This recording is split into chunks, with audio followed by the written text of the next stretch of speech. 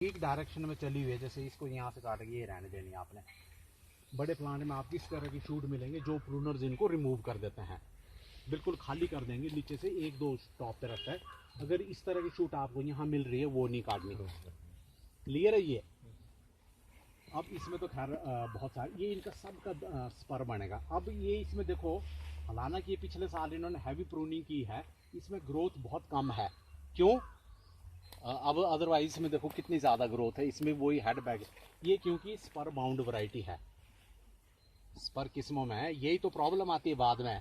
Spur किस्मों में है कि इसमें ज़्यादा एक स्टेज ऐसे आएगी पूरी की पूरी इसमें बीमा भर जाएगा और फिर आपको बाद में साइज़ की प्रॉब्लम आएगी। ठीक है, तो स्पर वैरायटीज़ में आपको स्पर प्रूनिंग भी करनी पड़ेगी बीच में।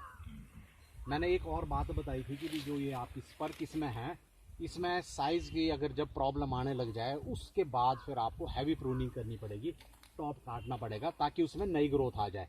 जो नई ग्रोथ आती है उसमें जो नए ग्रोथ में पत्ती आती हैं वो बनाती हैं भोजन, उस तरह से इसको रेगुलेट करना पड़ता है। अगर आप सोच रहे हैं कि भी इसमें पूरा बीमा भरा, मान लो अगर इसकी प्रूनिंग करेंगे ना, कितना काट पाएंगे? ये थोड़ी थोड़ी बीच में रिमूव कर रहे हैं जो घना घना है, बाकी तो आपके सारे स्पर्ज हैं। इसमें फुल फ्लावरिंग सेटिंग दब के हो जाएगी, लेकिन साइज़ की प्रॉब्लम रहेगी। क्यों? क्योंकि इसमें आपके पास नई ग्रोथ, पत्ते ही नहीं निकलेंगे इसमें। तो इसलिए स्पर वैरायटीज़ में जहाँ ग्रोथ की प्रॉब्लम है, खास करके स्कारलेट में है, सुपर चीफ में है, जब ये 5-7 साल का हो जाएगा तो प्लांट में इतना ही रहेगा, इसमें स्पर भर जाएंगे। तो उसमें फिर आपको, अब देखो अगर मैं इसको करना चाहूँ, ये इनको काट दूंगा मैं, ये किसी काम के नहीं है, ये वाले स्पर है ना। आपका स्पर का साइज़ भी कम से कम, ये तो वी के क्योंकि हम इतनी बर्ड ले रहे, इस तरह का साइज़ होना चाहिए आपका। ये जो हेल्दी स्पर होगा उसमें फ्रूट सेट आपका बेटर होता है। क्यों? क्योंकि इसमें जो बड़ा जो हेल्दी स्पर होगा, इसमें अगर हम इसके फ्लावर को कंपेयर करेंगे ना बाद में, जो ये बीमा है और ये भी बीमा है, फ्लावर ये भी करेगा ये भी, लेकिन इसमें ना अंदर जो फ्लावर पार्ट्स बड़े वीक होते हैं। ठीक है ना, तो ये आपका फ्रूट सेट, इसमें चांसेस ये हो गए इसमें उतना अच्छा सेट नहीं होगा, साइज़ का भी नहीं। इसलिए हेल्दी स्पर चाहिए आपको। हेल्दी स्पर बनाने के लिए आपको प्रॉपर प्रूनिंग करनी पड़ेगी। बेकार के वो इस तरह के स्पर्स रखने ही नहीं है आपने, इसमें दिस विल नथिंग। ठीक है, ये इस तरह के स्पर्स होने चाहिए। और पीरियोडिकली आप अगर स्पर, पूरी स्पर वैरायटी है आपकी, एक स्टेज भी इसको आपको थिन आउट करना पड़ेगा, फिर हैवी कट मारना है। ये सारे निकाल के स्पर वैरायटीज़ में है, ये ज़्यादा नहीं रखने आपने, ये छोटे वाले। ठीक है ना, फिर तो आपकी सारी ये चेक हो जाएगी। इनको सारा काट के जो ये कोई मेन आपको शूट मिलेगी उसको हैवी कट मारना है। Heavy cut means deep cutting यहाँ पे, ताकि ये ग्रोथ खींच दे। एक तो ये था। दूसरा मैंने बताया था, अब वैसे रिवाइव करवा रहे हैं आपको कि भी ये तो बिल्कुल ही जो आपके हमारे मोस्टली जो दूसरी स्टैंडर्ड वैरायटीज़ है वो अपराइट है, उसमें बीमा कम आता है। अगर रॉयल वगैरह, हमारा तो मैक्सिमम रॉयल लगा हुआ, तो उस स्टेज में आपको बाहर को करना है पौधे को थोड़ा सा, ये तो वैसे कुदरती होगा ना, बाहर को खोलना है इनको, उसमें जल्दी फ्रूटिंग आती है। ठीक है ना, 45 डिग्री पे कंपेयर टू अपराइट्स। अब ये है, देखो एक सिचुएशन ऐसी आती है, एक सिचुएशन ऐसी आएगी ऑर्चर्ड में आपको कि इस तरह के आपको काफ़ी शूट मिलेंगे। ठीक है ना, खाली अब रॉयल में इतना बीमा नहीं बनता जैसे ये भरा हुआ ना इसको। हाँ, ये इससे पहले मैं थोड़ा सा ये बता दूं कि भी अगर आपने जब इस तरह की बहुत ज़्यादा ग्रोथ होती है, पहले आप अपने हिसाब से प्लांट को थिन आउट कर देना, क्योंकि लाइट का मैंने बताया बहुत इंपॉर्टेंट रोल है। थिनिंग आउट में आपने अपने हिसाब से करना, जैसे ये शूट यहाँ इंटरफेयर कर रही है, इसको निकाल दो, कोई अंदर को चलिए इसको यहाँ से निकाल लो, पूरा खाली कर दो इसको, ताकि इसमें लाइट का मैक्सिमम प्रकोप होगा। और जब लाइट अंदर तक जाएगी इसमें बीमा भी अच्छा बनेगा, बीमारियों का प्रकोप कम होगा। फिर एक ऐसी सिचुएशन आती है आपको इस तरह की ग्रोथ मिलेगी मैक्सिमम, आपने उसमें कुछ प्रूनर्स क्या होते हैं उसको खाली छोड़ दे। अब मैं अगर इसमें ये देखो, ये तो आपकी ये वाली तो छोटी शूट है, अगर इसको हम इस साल कुछ नहीं छेड़ेंगे इसमें बीमा बन जाएगा अगली बार। ये दिख रहे हैं ना ये वाले, ये तो ऑलरेडी बनने वाले हैं, बीमा पड़ जाएगा अगर हम इनको नहीं छेड़ेंगे। अब मैक्सिमम ग्रोथ, ये तो हमारी इस टाइप की ग्रोथ तो इन शूट्स पे निकलनी चाहिए थी बीच बीच में, है ना। अगर जैसे ये शूट है मान लो, तो मैं ये चाहूँगा कि एक बीमा यहाँ आए, दूसरा यहाँ, तीसरा यहाँ, है ना, लेकिन कुछ इसको खाली कर देते हैं। अगर मैंने इसमें बीमा बनाना इस शूट में, एक तरीका तो ये है कि भी इसको ऐसे ही खाली छोड़ दो, ये तो आपको भी पता है। फिर खाली छोड़ने से क्या होगा, आपको नहीं पता भी कितना फटेगा इसमें, ये कद्दू का फटेगा यहाँ टॉप पे यहाँ हो। इसलिए इसको हल्का सा, इस शूट को हल्का सा काटेंगे हम यहाँ से, ये ठीक है। यहाँ से काटने से क्या होगा, इसमें 3-4 शूट निकलेंगे नीचे, ठीक है। 3-4 शूट्स निकल के वो आपका स्पर बनेगा अगले साल। ये तो इस साल तो छोटी सी होने, वो स्पर बनेगा। अगर आपको लगता है कि भी ये टहनी जिसमें 4 बीमे फट गए हैं, एक इधर से निकल गया एक इधर से, तो ये उन फ्रूट को सपोर्ट कर लेगी या काफ़ी हेल्दी है, तब तो आप रहने दो। अगर लगता है कि भी शूट आपकी बड़ी वीक है, 4-5 बड्स बन गई, ये झुक जाएगी, तो आप इसको कर सकते हैं, जैसे 2 बीमे 4 थे ना, 1 2 3 4, तो 2 बीमे के बाद आप इसको काट दो। 2 बीमे तो आपके बन ही गए, उसके बाद इसको काट दो। काटने से क्या होगा, अगले साल ये ग्रोथ नहीं लेगी बल्कि स्टडी बन जाएगी। इसका रिस्पॉन्स सिर्फ 1 ईयर ओल्ड शूट में आता है, जो हम हैवी कट मारते हैं ना। अब ये एक बात मैंने और बोली थी, मैं चाहता हूं कि भी मैं स्पर यहाँ निकालना है, ठीक है ना, इस पोर्शन में। तो मैं क्या करूँगा, इसको इस शूट को यहाँ जैसे से काटूंगा, ये ठीक है ना, यहाँ से काटूंगा तो इसमें बहुत कम ग्रोथ होगी। क्यों? क्योंकि इसमें इसके मैंने बताया था ना, इसके बेस में बड़ी वीक बर्ड्स होता है, बेस और टॉप में। तो यहाँ देखो, इसको लेटेंट बर्ड्स, जब ध्यान से देखना, इसमें बिल्कुल ऐसे चिपके हुए जैसे, देखो इसमें जान नहीं है। अगर मैं इस शूट को यहाँ से काटूंगा ना, तो जो इसके नीचे शूट है वो उभरेंगे बड़ी तेजी से, ये बिल्कुल सोए रहेंगे। अगर मैं चाहूँगा यहाँ इसमें स्पर निकालना, यहाँ जनरली यही बढ़ना चाहिए, जो एक इंटेलिजेंट प्रूनर होगा वो यहाँ बड निकालेगा, एक बड यहाँ आ गया, एक यहाँ आ गया, तीसरा यहाँ निकाला, इस तरह आगे चढ़ता रहेगा वो, ठीक है। ये भी आपका बड बन जाएगा, ये बड है। अब मैंने यहाँ निकालना है बड, तो मैं यहाँ करूँगा, यहाँ इसके ऊपर कट मारूंगा। देखो यहाँ 1 2 ये 3 लेटेंट बर्ड्स है, इसको यहाँ कट मारने से ये यहाँ एक ग्रोथ निकलेगी। ये ग्रोथ कितनी निकलेगी, हार्डली इतनी, ये आपका यहाँ बन जाएगा। इसी तरह फिर आप आगे आगे चलते रहो, ठीक है। और कोई आपको डाउट है बीच में जो आपने पूछना है कुछ प्रूनिंग? बाकी तो देखो ना, अगर मैं इसकी प्रूनिंग करना चाहूँगा, ये तो हम अभी बडवुड के लिए सारा खाली कर दूंगा इसको मैं। अगर आपके पास स्पर वैराइटीज़ है ना लगी हुई, तो अगर इसमें पूरा स्पर भर जाए, इसको एक स्टेज पे फिर आपको स्पर निकालना पड़ेगा सारा, इक्का दुक्का रह के सिलेक्शन। जैसे यहाँ से मैंने काट दिया, यहाँ से भी कई जगह गुच्छे होते हैं स्पर्स के लगे हुए, उनमें आपने एक जो हेल्दी होगा वो रखना है, ठीक है ना। जो बाकी आपके 2 बच्चे हैं फिर वो वीक से होंगे, हेल्दी रखना है। उस तरह थिनिंग करो, मतलब इसमें जो हम गुच्छे इसकी थिनिंग भी करते हैं, वो भी एक ट्रेनिंग का पार्ट होता है, ठीक है।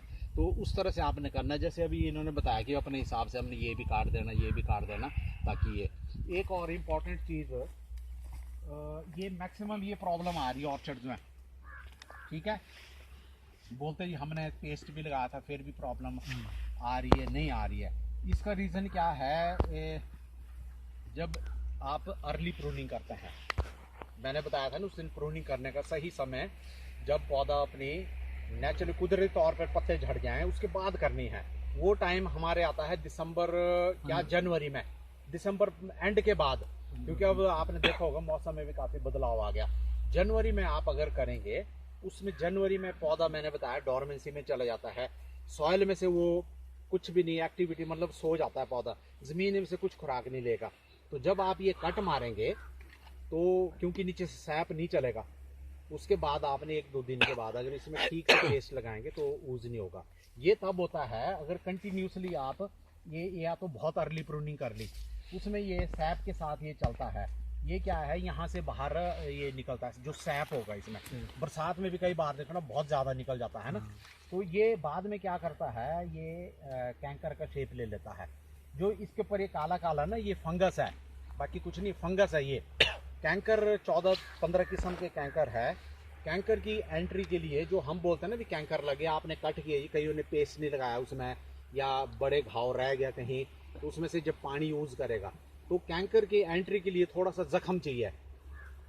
ये जख्म में ये प्रूनिंग कट्स हो गए। तो इसीलिए हमारी जो रिकमेंडेशन है, जब आप प्रूनिंग करते हैं उसके बाद हम बोलते हैं कि भी इमीडिएटली ब्लाइटॉक्स का स्प्रे करो या चुनने का बोडो मिक्सचर का। वो इसीलिए है ताकि जो ये आपके कट पोर्शंस हैं ये कवर हो जाएं, एक्सपोज हो जाए। अब प्रूनिंग की आपने आज और बोर्डो मिक्सचर की कर रहे हैं आप 15, 20, 25 दिन के बाद, वो नहीं हो सके तो विद इन ए वीक हो जानी चाहिए आपकी, ठीक है। इसलिए तब आपकी ये नहीं हो गया, ये बहुत सीवियर प्रॉब्लम आ रही है अब साथ में, वो इसका रीजन ही वो है। अगर आप जल्दी हो गए, अगर कहीं ऐसी सिचुएशन आ भी जाती है, उसको आप थोड़ा सा रगड़ दो अच्छी तरह से और उसके ऊपर आप पेस्ट लगा लो। ये ब्लाइटॉक्स का है, बहुत सारे हैं आपके पास, चौबटिया पेस्ट है। कुछ का कहना ये था कि भी चौबटिया पेस्ट काम नहीं कर रहा है, ऐसा कुछ नहीं है। रीज़न ही वो है उसका कि भी पहले भी तो चौबटिया पेस्ट एक तो बाजार में भी मिलता है, वो जेके वाले पता नहीं क्या है ना कंपनी, ये तो ऐसा नहीं इनका बिजनेस वो है। अदरवाइज अगर आप खुद बनाओ थोड़ा महंगा पड़ता है। इसमें एक तो कॉपर कार्बोनेट होता है, एक रेड लेड होता है, रेड लेड ऑक्साइड। इस दो को बराबर पोर्शन में 800 ग्राम एक, 800 ग्राम ये अलसी के तेल में मिला के अच्छी तरह लगाओ। अरे इतना बढ़िया पेस्ट बनता है, कोई मुकाबला नहीं इसका। अब एक दूसरा बेच रहे हैं जो मार्केट में आता है, जेके वाले है ना, सबको पता है वो, उसमें क्योंकि कंपनी वाले उसमें तो पता नहीं ईंटें होती पीसी हुई है, गेरू होता है, पता नहीं ना, क्या है। बिल्कुल ठीक बोल रहे हैं, रंग बराबर आ जाता है। सबसे बढ़िया रिजल्ट रेड ऑक्साइड का है सर, देखो बिल्कुल रेड लेड ऑक्साइड। हाँ जी, आप मतलब ये आपको अवेयरनेस करानी है। अब क्या हो रहा है मार्केट में, जो हम ये लगाते हैं ना नीचे चूना, ये भी रेडीमेड आ रहा है, ये भी जेके वालों ने बनाया हुआ। हाँ जी, हाँ जी। अब इसमें पता नहीं क्या डालते हैं, जो भी थोड़ा बहुत तो होता, खैर ऐसी बात नहीं है, लेकिन दीज कंपनीज उन्होंने भी पैसा कमाना है, ये पता नहीं है अडल्ट्रेशन कर देते हैं। यहाँ साले चावल आटे में कर जो खाने की चीज, इसमें क्यों नहीं करेंगे। कहने का मतलब अगर आप कर सकें तो ये अपने बनाने चाहिए। एक रेड लेड है, कैसे बनाएंगे, कितना तेल डालना पड़ेगा 1 लीटर? ये आपका पैथोलॉजी का नहीं हुआ अभी, हो गया जी, उसमें बता दें। चलो मैं बता देता हूँ, चलो बता भी देता हूँ, कोई नहीं। इसमें ऐसे करना 800 ग्राम ये रेड लेड ऑक्साइड आपको घर कहीं नहीं मिलेगा। ये ऐसे जैसे कई रोडू वगैरह में शायद मिल सकता है, वहाँ भी। अदरवाइज इसकी जो दुकान है, आप दिल्ली दुल्ली सब जाते हैं। एक वो केरी मार्केट है चांदनी चौक में, खारी बाउली क्या है, वही साइड में है, आजादपुर में मिल जाता है। आजादपुर में आपको पता है, वहां से आप नोट कर लो। एक तो ये आप वहां से आजादपुर मार्केट से एक तो ये लाना रेड ऑक्साइड हो गया, नीला थोथा हो गया, है ना, रेड लेड ऑक्साइड हो गया, और चूना भी वहीं से लो, कॉपर कार्बोनेट, ये 5-6 चीजें सब ने रखी होती है। बहुत सस्ती मिलती है रोडू में तो, या और जगह तो ऑलमोस्ट डबल मिलती है। तो अगर आप उसको लेके बना सकते हैं, नथिंग लाइक दैट। बाजार से तो अब आजकल कोई काम नहीं करना चाहता, गए आपने लाया स्प्रे कर दीजिए, वो उतना इफेक्टिव नहीं है। इसको बनाने का ये रेड लेड ऑक्साइड 800 ग्राम रेड लेड ऑक्साइड, 800 ग्राम ही आपका कॉपर कार्बोनेट, है ना। नहीं, नीला तोता कुछ और है, ये तो उसके बोर्डो उसकी बात बता रहा हूँ। और उसमें तेल वैसे तो 1 लीटर पड़ेगा, लेकिन आपने उतना डालना है जब तक वो उसको घोलते रहो, बिल्कुल ठीक आए उसकी कंसिस्टेंसी, वो नीचे नहीं गिरना चाहिए। जो आप लगाते हैं वो बिल्कुल इस पर। और एक ध्यान और लगाते हुए, जब आपके कट होते हैं इसके ऊपर इतना जो एक ब्रश आता है छोटा सा, इतना बढ़िया लगाओ इसमें, ये आपको उखड़ेगा भी नहीं साल भर, अगर आपने वो ठीक उसका मिला होगा। जो बाकी तो उखड़ जाते हैं, तो आपका ये कैंकर वाली प्रॉब्लम सारी खत्म हो जाए। कई बार पेपरी बार की बहुत समस्या आ रही है। पेपरी बार की रीज़न क्या है, एक तो हैवी नाइट्रोजन, ये मायने में रखना। आप जो हैवी डोज डालते हैं ना, चाहिए 500 ग्राम, आप 1 किलो ठोक देते, बोले यार ज़्यादा सेब लगेगा, ऐसा कुछ नहीं है। जो मिनिमम रिक्वायरमेंट है पौधे ने जितना लेना, वो एक तो कभी भी रिकमेंडेड डोज से ज़्यादा नहीं डालता। तो पेपरी बार का एक कॉज हैवी नाइट्रोजन, वो चाहे आप यूरिया के थ्रू डाल रहे हैं, चाहे कैल्शियम नाइट्रेट डाल दें, कैल्शियम वो कैन तो खैर बंद हो गया है ना, तो वो उसका अगर कहीं आ गई उसको रगड़ के देखो ना, ये तो यहाँ नहीं है, यहाँ आपको दिख ही नहीं रही कहीं कैल्शियम नाइट्रेट, ये सॉरी पेपरी बार का है ना, नहीं होगा कहीं है जी, है एक प्लांट, मैं मान रहा हूँ इतना नहीं जितने फार्मर के ऑर्चर्ड में आ रहा है, बहुत ज्यादा खत्म हो, क्योंकि यहाँ खाने को कुछ नहीं है, नाइट्रोजन कहाँ से डालनी। That is one reason, one cause of जो पेपरी बार की है। और ज्यादा नाइट्रोजन डालने से आपका अपना नुकसान करेंगे। एक तो पेपरी बार होगी नंबर 1, इसमें इंसेक्ट पेस्ट भी बहुत आता है, जो माइट की सबसे ज्यादा कॉज है ये है। उससे क्या होता है, जो आप नाइट्रोजनस फर्टिलाइजर डालते हैं वो वेजिटेटिव ग्रोथ को बढ़ाता है, नरम बनाता है, खुराक जैसे मिलती है ना, उसमें रस बनाती है, तो उसमें ज़्यादा अटैक बनता है इसका। तो ये चीज़ें खास करके बड़े, और जून जुलाई के बाद तो बिल्कुल नहीं डालनी है। ये हरापन आपके इसको हरा रखता है ये। और हम दोष दे रहे थे नेटिंग को, हाँ। नेटिंग की वजह से माइट और ये आ रही। देखो वो उसका भी वो भी रीजन है एक। हाँ जी, हाँ जी। नेटिंग में क्या होता है, उसके अंदर में एक माइक्रो क्लाइमेट बन जाता है। जो आप नेट लगाते हैं उसके नीचे डेफिनेटली वो भी एक कॉज है, उसके नीचे माइक्रो क्लाइमेट बनता है जो एक ओपन में होगा। जैसे मैंने बताया था ना भी, जब जितनी आप थिनिंग करेंगे इसमें आपकी लाइट पूरी आएगी, एयर सर्कुलेशन होगा। उसमें देखना आपने जो मार्सोनिना ब्लॉच वाली प्रॉब्लम नहीं है। जो आपके ऑर्चर्ड ऐसे है कि हड के साथ है, यहाँ शीली जो जगह है वहाँ पर ये ज़्यादा है। क्यों? वहाँ पर एयर सर्कुलेशन नहीं है, सनलाइट कम है। तो बहुत सारी मैनेजमेंट में आपको है ना। और एक और प्रॉब्लम जो पुराने ऑर्चर्ड है जिसमें कई ऐसा बताते ग्रोथ नहीं ले रहे हैं, उसमें आपने क्या करना है, इसमें जो इनके रूट सिस्टम है, रूट सिस्टम का भी प्लांट को रिन्यू करना पड़ता है। तो आप उसको पूरा खोदो, उसको दोबारा से जो अंदर वो निकलती है झाड़ जैसा जो जुड़ गया होता है ना, वो उसको सारा निकाल देना। वही एक कॉज है, वो आगे ग्रोथ नहीं होने देता। वो पट के उसको निकाल दो। जितना आप वो करेंगे उसमें नई ग्रोथ आएगी। इनको भी थिनिंग की जरूरत होती है। जब हम तौलिए करते हैं कुछ जड़ें कट जाती हैं नेचुरली, उसके बाद उसमें जितनी आप ऊपर से हेड बैक करते हैं नीचे, तो जड़ों में भी यही हिसाब है, जितनी जड़ कटेगी नई ग्रोथ आएगी। जो नई ग्रोथ आती है बिल्कुल पतले बाल की तरह होते हैं जैसे मुच्छें हमारी, वो ग्रोथ होते हैं फीडर रूट्स। मोटी रूट का इसी के रूट्स, ये तो खैर रूट सिस्टम उस पे हैं, इनके बहुत कम, और मोस्टली ये 1 से 1.5 फुट की उसमें डेप्थ में जाते हैं। मोस्टली बाहर को आते हैं फीडर रूट्स, ये नीचे को नहीं। बाकी जो आपके अब जो हम खाद डालते हैं इधर तने के पास, उसका कोई फ़ायदा नहीं है। तना तो बिल्कुल फ्री होना चाहिए आपका। लोग यहाँ डालते हैं, खाद भी यहाँ डालेंगे, गोबर भी यहाँ डालेंगे, सब कुछ यहाँ। तो एक रूट रॉट आपका यहाँ से शुरू होता है।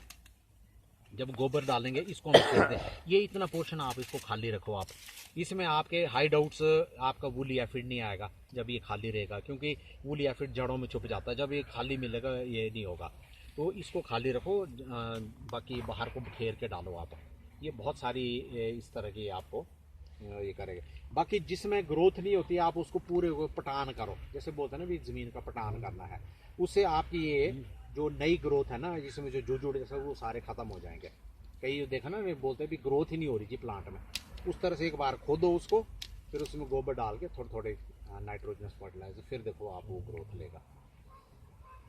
तो और कुछ क्वेरीज आपकी कोई सी भी इससे रिलेटेड, मतलब जो आपको लगता है कि भी अभी तो यहीं पर है। हाँ, फिर मैंने ये देखो कुछ ये भी बताया था, जो नर्सरी तो नहीं तैयार करते हैं आप कोई, जनरली नर्सरी के लिए हम, मैंने बताया था कि भी जो ये टॉप और बेस, इसमें बड़े पुअर बर्ड्स होते हैं, इसको नहीं हम लेते हैं नर्सरी। अगर आपने नर्सरी रेज करनी है, ये पोर्शन नहीं, सेंटर वाला पोर्शन, इसमें हेल्दी स्पर्स होते हैं, ये बेस्ट आपने ट्राई कर लेना कभी। जब यहाँ की कलम लेंगे बेस वाली, वो बड़ी ग्रोथ कम, पुअर ग्रोथ होती है। जो बीच वाले आपके बर्ड्स लेंगे जिसको लगाएंगे, वो एकदम आपकी ग्रोथ बड़ी लंबी हो जाती है। ये है इसका रीज़न। तो अगर आप कोई नर्सरी तैयार करते हैं, बीच वाले ये लोग करते तो नहीं है, कोई करते हैं थोड़ी बहुत, नहीं थोड़ी बहुत क्यों, खूब करो नहीं इसका, चलो खैर। और कई बार ऐसी सिचुएशन आती है कि भी आपने नर्सरी के लिए, इसमें ये तो पता है कई बार ये कॉम्प्ले फट गई, फिर आपकी ये नहीं काम करेगी। तो जब आप प्रूनिंग करते हैं, जैसे आजकल प्रूनिंग कर ली, इसको आपने कल में रख दी, वो बना के बाकी फेंक दी। जो बाकी कल में जितनी भी रखनी है आपने, उसको रंग के अच्छी तरह लपेट के सॉइल में, एक तो सॉइल में नीचे वो कर दो, वो मतलब आपके बिल्कुल परफेक्ट है। अगर आप चाहते हैं भी मैंने लेट करनी है, इवन अप्रैल तक आप रख सकते हैं इनको। इसमें इनका बंडल बना के, इतनी करके ना ऐसे बंडल बना के, इसके बाहर आप मान लो इतना बंडल लग गया, इसके बाहर मॉस लगा दो, मॉस लगा दी, और ऊपर से उससे सुतली से बांध के बाहर से बोरी लगा के और फ्रिज में डाल दो प्लास्टिक के अंदर। आपकी बिल्कुल अप्रैल मई हमने एक ट्रायल किया था, हमने, आप यकीन नहीं करेंगे, जुलाई में भी हमने कलम की है। सही बात, बिल्कुल सर। और वो चल पड़ी, वो हमने यही देखना कि भी चलती है नहीं। तो अगर आपकी बर्ड वुड ठीक है, ऐसा नहीं है कि भी आपका कि भी इसका टाइम फरवरी या मार्च में, कोई बोलता है ना भी आप कब तक कर सकते हैं, इसको तब तक कर सकते हैं जब तक आपके बर्ड्स स्प्राउट ना हो। ये है ना। अगर ये स्प्राउट करके जनवरी में फिर ये नहीं चलेंगे। तो आपने अगर कई ऐसी सिचुएशन होती है आपने लेट ग्राफ्टिंग करनी है तो आप इस तरह से इसको प्रिजर्व कर सकते हैं। फ्रिज में भी नीचे रखना है, ऊपर नहीं, डीप फ्रीजर में नहीं। डीप फ्रीजर में एक बार रख दिया, उसमें अंदर जो इसके अंदर मॉइस्चर होगा वो फ्रीज कर जाता है और वो आपकी मर जाएगी। वो फ्रीजर में कभी नहीं रखना कुछ भी नहीं सिवाय मीट के। नहीं वाकई कुछ लोग डाल देते ना कि यहाँ प्रिजर्व, कोई वेजिटेबल डाल दी, टमाटर देखना वो आलू वो बन गया।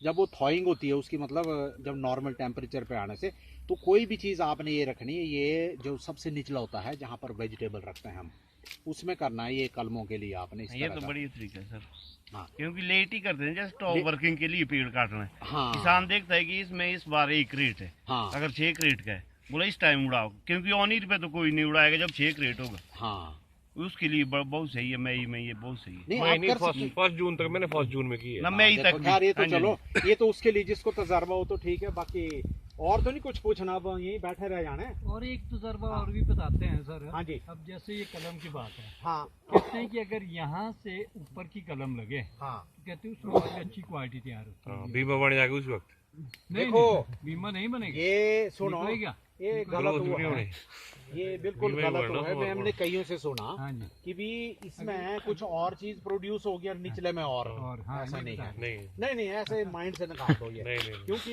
ये ट्रू टू टाइप है, आप कहीं से भी लो, इवन अच्छा चलो ये तो बात है, वो तो माइंड से निकाल दो आप। वो कई किसी के ऑब्जर्वेशन होने आपने सुन लिया, ये सारे ग्रुप ने ये आगे बोल दी इन्होंने, पर ये बिल्कुल गलत है। ऐसा कुछ नहीं है कि भी मैं यहाँ से लूँ, ये चाहे कहीं से भी लो, this is a vegetative part, कहीं से भी ले लो आप, है ना। वो बात अलग है जो म्यूटेशन वाली, जो म्यूटेट हो जाती है, जो जितनी भी वैरायटीज हमारी विकसित हुई है, चाहे सुपर चीफ है, रेड टॉप रेड है, चाहे जो भी जेरोमाइन मोदी जो आप लेटेस्ट आ रही आ है, जाए। वो आप अपने ऑर्चर्ड में भी डिटेक्ट कर सकते हैं। मैंने उस दिन बोला था कुछ, अगर आपको कोई जैसे मान लो ये पेड़ फ्रूटिंग में है, ये नॉर्मल ग्रोथ में चला हुआ है कि भाई जैसे जुलाई के महीने में जैसे सेब का रंग होता है या हरा जैसा है, पर आपको दिखा यार एक शूट में मेरे को एक सेब दिख रहा हो तो काफी बड़े साइज का लाल जैसा है, तो उस शूट को आप मार्क कर लो, ठीक है ना। इसका मतलब